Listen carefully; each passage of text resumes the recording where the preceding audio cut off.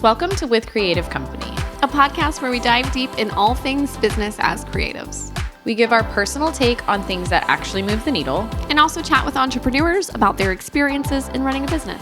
I'm Jordan. I'm Mamie. Let's get creative.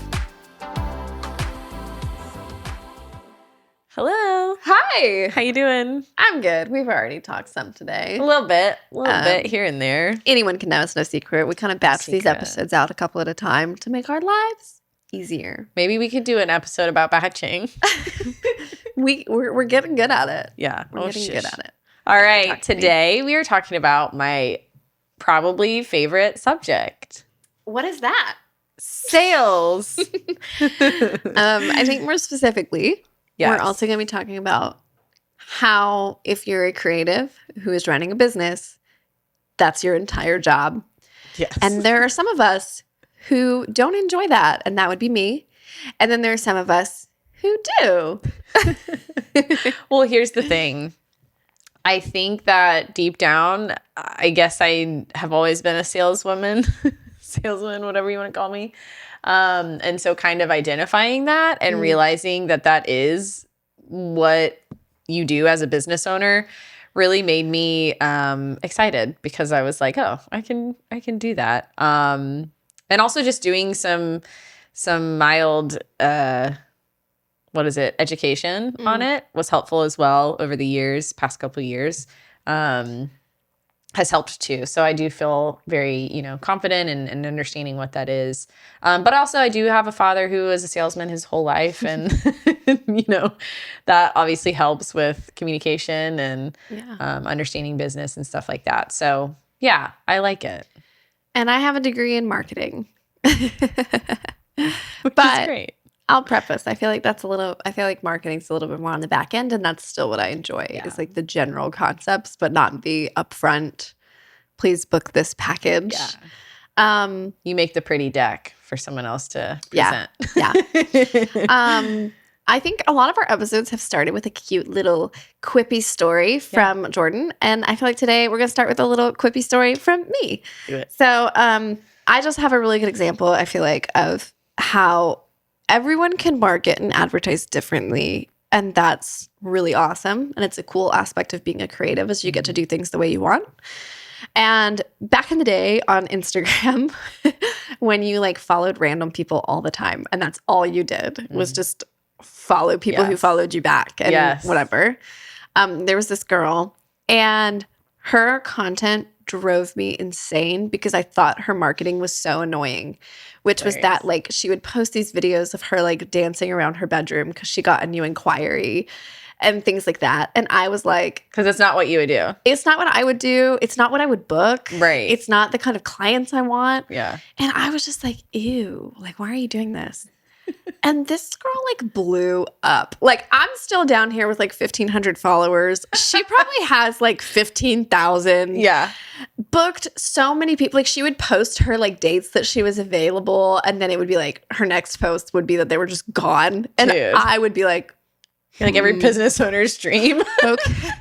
And it was a really good lesson for me and my own attitude that I thought you had to act professional and be this certain way. Yeah. And that's not true. You have to do what works for you and for the type of clients you want. And the type of clients she wanted were people who wanted to have a good time and have fun and be with someone upbeat and silly. And that's awesome. Yeah. And so I really got humbled there. And I don't know anything about her anymore. I don't follow her, but but that's literally the first thing. Yeah. Is identifying and figuring out who your client is. Yes. That is number one, what you have to know. Mm-hmm. I guess beyond what you want to sell, but let's just say what you want to sell. Yes. And if you don't Let's know just what start your there. client is, you can go listen to our episode on ideal clients. Don't ask me what episode number it is. I don't know. We don't know episode numbers. We're not paid to do that. But yeah, I think that's literally it. And it sounds so simple, but it is the first place you have to start. And I think digging in deeper to who that client is, who your ideal client is too, because sometimes all of your clients may not be your super duper ideal client. But in general, I think it's such a great place to start is like figuring out who that is and therefore getting their attention and using that voice geared towards them. Yeah. Because why would I try to market a wedding package to someone who's been married happily for 5 years? Yeah. That doesn't make sense. You know what I mean? Why would you want to sell your new baby products to a person who doesn't have children? Like it just... Well, and it's even more. It's like if you want to have clients who are having a party and having a good time for their event or something, then you can be the kind of business owner who's more casual on your Instagram stories and on your social media and who like uses curse words actively and like does all these things. But if you want to book clients who are like really uptight, careful families who have like family friendly, an image, you know, things like that, then you're going to have to be family friendly in your content. I mean, and you've got to be more professional, and it's what you want it to be. And that is, you mentioned that is like the cool part about, I think, this day and age specifically is that you do have that choice.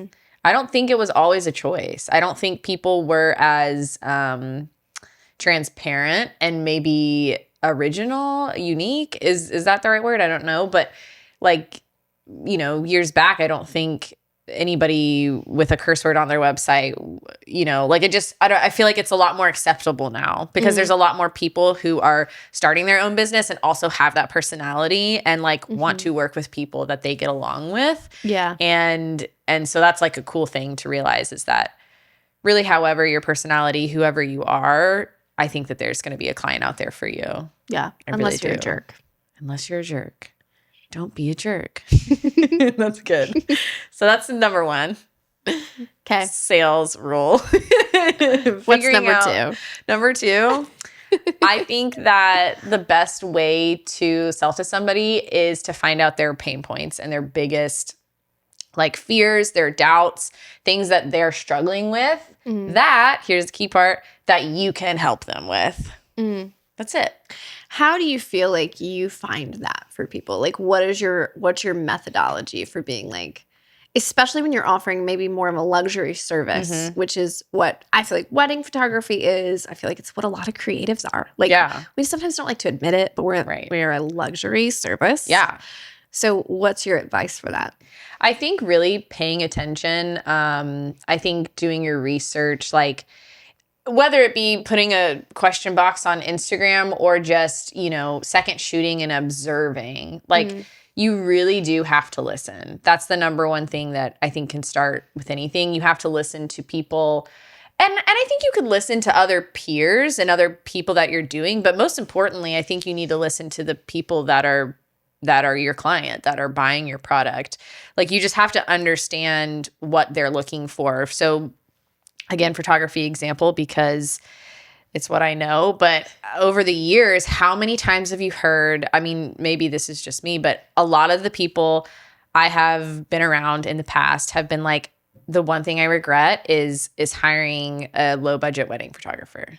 I remember, like, I know I could list names of people that is like what they're upset about, you know? And it just, or like something along the lines of like, oh, our wedding photographer did this on that day. Or like we spent too much time doing this and not enough time with our friends. And just like understanding what the pain point is. Did they not feel comfortable in front of the camera? Did they not feel listened to? Did they not feel like they were... that the photographer communicated that they got the shots that they wanted? Like it just, you know, all these lists of things that you could think about, and then figuring out how you can solve that problem for them. Yeah, sorry. Am I boring you? No. Mamie's like, sales? No. Joking. Do you feel like I'm gonna put you to the test here. Okay. I'm gonna come up with an example. Perfect. And then I want you to give like an example answer of how a person would find a pain point for that thing. Okay. How's that? Great. So I'm thinking of a creative that's not photography because I feel like we overuse it so much. So, let's say I'm a hairstylist and I just started a new business. Like I've opened a salon and I'm trying to rent out chairs to other hair people. What do you feel? And I also want people to see this salon as like a really unique and open space, which also means I get to charge East Nashville prices. What do you feel like would be the things I should look for to attract either clients or maybe even just other hairstylists to come there? Like what are pain points that I would need to look for? Yeah, well, I think social media is such a blessing in this day and age, especially as a business owner, that I think it's a great tool, not only to, like I said, maybe like putting on stories or things like that of asking questions, but also just the accessibility that you have to a lot of people that maybe you wouldn't have otherwise, right? Like you don't have a celebrity's phone number, but not that the celebrities are messaging you back on Instagram, but there you can find a lot of people. So, I mean, I think what I would do is probably talk with some other hairstylists and kind of like ask what they like, what they don't like about their current salon, or what they wish was maybe a little bit different. And like, I think that you have to be careful. Obviously, you have to like take things with a grain of salt. Yeah. But understanding who, like, what they want and creating maybe your business and how you run things. Like, I mean, I know a little bit about hairstylists because my sister-in-law is one, but like booth rent versus commission, or like what, well, okay, that's a huge, you have to decide, okay, how, because that's how the owner is going to make money, right? So what are the pros and cons to both? Does one attract maybe more people than the other? Does one attract maybe higher pricing clients than the other? And things like that. So I just think you have to like understand and talk to those people, and whether that means reaching out to them for their personal opinions, then that's what I would do. That's what I've done for sure. Sorry, I keep yawning. It is not you. It's sales. I hope that answered your question. It did. No, I think it's good. Okay, what's your third thing then? Finding out what their problem and their biggest pain point is, and going more into like solving that problem for them. So making it very clear and evident by the language that you use, whether it be on your social media, Instagram, that's the same thing, website, or in language that you're talking to a client. Let's say you're having a call or making a sales pitch or whatever that is. Like, I think a lot of the times, oh, I'm a wedding photographer, so that means that I can solve all your problems that you have with your wedding, because that's what I do, right? No, you need to go in and explain and say, this is what we do. These are the steps that we take to solve this problem for you. And you don't have to call it a problem, but like, Yeah, I can give an example for that. That I feel like, so I'm also a photographer. Shocker. Shocking. We've got to stop saying that. People just need to know at this point. Yeah. But I don't always love some of the things that come with that as like a modern creative. I don't want to put pressure on people to go into debt for their wedding day. Yeah. I don't want necessarily to book only weddings that cost a certain amount of money or that attract a certain clientele. I'm looking more for like a celebration of like marriage, because I think that's cool. And as a photographer, I enjoy documenting things that are important or meaningful. So that's not just weddings. It applies to a lot of other things I enjoy doing in my field. So for years, I've really struggled with like, how do I make money and also price in a way that people can afford? Yeah. Because it like, I have to make a living. Yeah. And I barely do sometimes. Yeah. But it's also like, I just like feel like my personality is morally obligated not to be like a luxury service style wedding photographer. And this past year, I launched a new package for myself. And it's still early on. I literally put it in my pricing guide just a few months ago. But I feel like it's done really well, not just for the clients that book it, but for my other clients to see the attitude I have. And the package that I've launched is, I call it an heirloom package, but it's basically, I will go to a wedding, shoot it for 8 hours. So it can be as big as you need it to be. Like it's whatever, it's your whole day. Mm-hmm.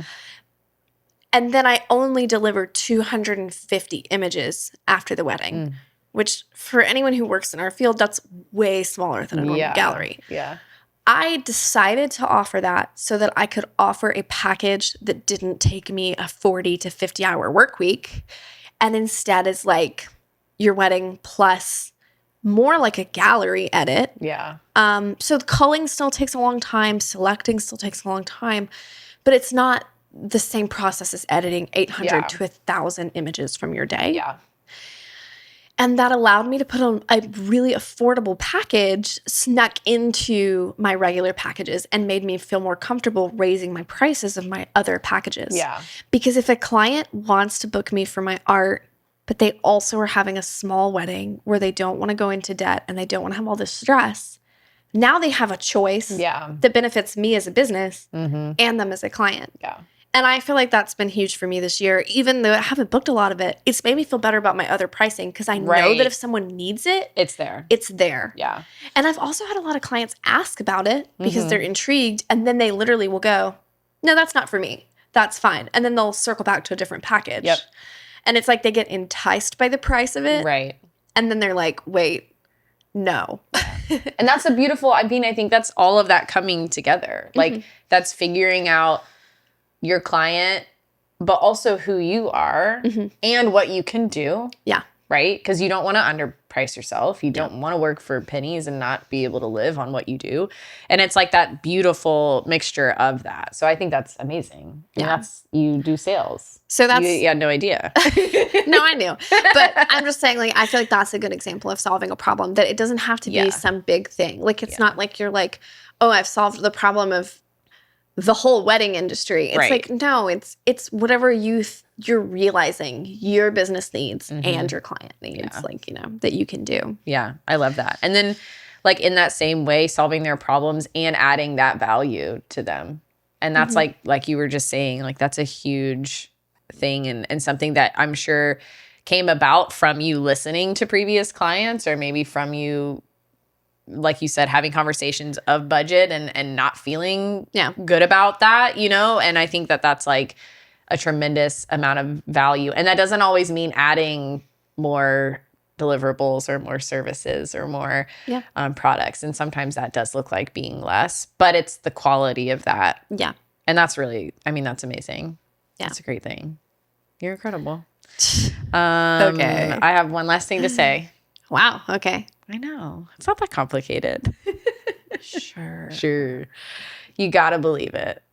See, now that's complicated. That's hard for people. I guess so. You're a very extroverted, Damn. I do what I want person. And I feel like a lot of us aren't. Yeah. And a lot of creatives get thrown into this new world of like, oh, you also have to do this whole social media thing. Yeah. And it can be really blah. It can be. So and you don't have to have it. what's your secret? I think at the end of the day, because again, that's kind of your type of client. If you want a wedding photographer that you can see scrolling through your stories and they're showing you their personal life, that's one way you can do it. I know you choose to share some personal things on your business account, which is great. I feel like I used to share a lot more than I do now. And I think, you know, you can always change that. That's a different topic. But anyway, back to the self-confidence. How you sorry. So you're good. I want you to elaborate that on that more. Like what leads you to the type of decision to decide to cut like the personal content out? Because like for me, it's helpful because the way I want my business to be perceived is me as an individual, me as a human being that also does this work. And that's how my business functions. But I would like to hear from like you, because I know you don't share very much personal content at all on you guys' page. Yeah, it's been a while. I think since adding Seth is kind of when the change happened. And it's not because I don't want people to know our lives per se, but I think I didn't want it to become Jordan and then, oh, there's Seth sometimes too. So I wanted, and obviously life is busy and got busy. And so we don't make content together as much as we maybe have used to in the past or I would like. But I think I also became a little frustrated because I felt like I got a lot of response and interaction to a lot more personal things. And I was like, that's great. That makes you feel good at the beginning. And then I'm like, but I want people to like and follow and go to this place for this specific reason. And it wasn't. So I think it was more kind of maybe like a challenge for myself of being like, okay, let's see if we can get that interaction through what you actually sell and what you do. So I think that became more of that. And then yeah, I have another personal Instagram account and I post on there sometimes and do that. So I guess I found I got my like itch out with that because I do like social media. No, I do. I love sharing things. I love taking pretty pictures. Like I think I confuse people because I have like a very small personal Instagram account that's private where I share like scrapbook level photos of my family or whatever. And then I treat my business Instagram story like a personal Instagram account. And I know that it confuses people because people will be like, what account do you want me to tag? And I'm like, never tag my personal account. It is there as a scrapbook. That's so funny. But I think that's cool. And I think like you were saying, like your style of photography just in general, I think welcomes that a little bit more than maybe what ours is at this point. Yeah, no, I mean, because we do have very different styles and different types of clienteles. Yeah. So yeah, that's kind of it. Oh, but being self-confident. Here's the thing about it. Because I was not confident in a lot of things, especially, I mean, as creatives, we go through that, like, do I post? Do I not post? You know what I mean? Like we are scared of sharing our work because it is so personal. Well, sometimes we don't post just because we don't. Like if people saw my social media right now, they would think I wasn't working this fall. And knock knock. I've been pretty busy this fall. Really busy. Yeah, you've been incredibly busy. So, but just the thing of like, am I finished? Am I not finished with this? You know, like we always have that doubt and that fear. I think of second guessing or it could be better. Yeah. You know, like that. I'm like, is that white? I don't know. Like all those things. But at the end of the day, your self-confidence, like. It all has to come back to for me at least, would you buy that? Would you believe that if I were the client? Yeah. And like to me, if I'm spending hard-earned money, whatever, if it's hard-earned or not, doesn't matter. If I'm spending money on something for a specific reason, and like you said, most of the time creative businesses are luxury services, you want to be able to like feel good about that and trust that person. Yeah. And I think it's our responsibility to trust ourselves. And therefore I think that ruminates kind of throughout your personality as well as like just your products as well. Yeah. Because if you're not confident in it, how do you expect yourself to do a good job? You know? Yeah. I also feel like there's something to say for the way you think about others and others in your industry, because the more you're like what I was doing with my example at the beginning, the more you're judging someone else's content and like thinking negatively about how they market or choose to do their business, the more scared you will be. Absolutely. Because you're going to think other people are looking at you in that way. And some people are, but also some people aren't, because some people are just focused on their own thing. Yeah. So I think that's really important. And that's helped me a lot because I feel like when I was younger, I was very much like, here's how you do things. This is what you do. And now I'm like, I am figuring it out. And I'm kind of in a restarting phase. Yeah. You know? And it's a beautiful place to be, though. And I also think there's a careful balance, I will say, for creatives that I think more people are getting sensitive to, which is we've been in this fun little, I have a cool career, like, season, I guess. And a little more people, I feel like more people are getting sensitive to the fact that like we do have a cool career. Yeah. And we do have flexibility and we are a luxury. Like when the economy's super like easy and great, luxury services are a little more flexible than when it's like people are putting effort into this. And I think we as creatives have to always be careful in our marketing that we don't market as though we're like a necessity. Yeah. Because I think that turns, I think across the board that easily turns people off though. Yeah. And I don't mean that you can't market yourself in different ways or be really creative see with the what you're value. doing, or yes. Yeah, see the value in your service. But it's very much like you're a luxury. You've got to work with that. You've Yeah. got to work with being a luxury Mhm. and make that work for your business and not pretend that you're someone's groceries, because you're not. Right, you're not. You're absolutely not. A wedding would still happen without us. Yeah. No, it totally It's would. true. Very, very true. Wouldn't it be so cool to go to a wedding without a photographer? I don't know what I would do. Would I just stand up and start taking pictures? I would. Because I said no one should bring cameras to my gender reveal recently. And what did I do? You did bring a camera, but you left it in your car because I reiterated I left that it in the car. that you didn't need it. Killed me every second. But that's what makes it so great.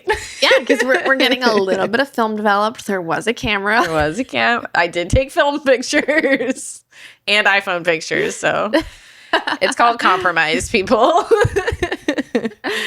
Oh, we have a good time. But yeah, I think that's it. I think those are like kind of the basics. Obviously, there are millions of podcasts specifically about sales that you can dive into, education, all the things. But yeah, there's a lot of really great sales education out there. There's Yeah. lots of Instagram accounts that specialize in that. Yeah. I follow a few of them. yeah. They make me feel guilty all the time. Oh, wow. About what?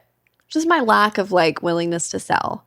Like we're literally doing this episode on that's a business's job, and it is not my wheelhouse. I am great at creating little systems. I'm great at answering emails. But see, I'm not good at those things. I like all those things. Those give me anxiety.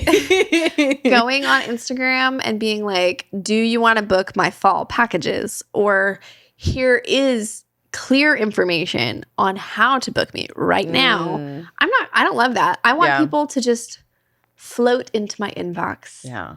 It's a dream. It's such a dream. And it happens.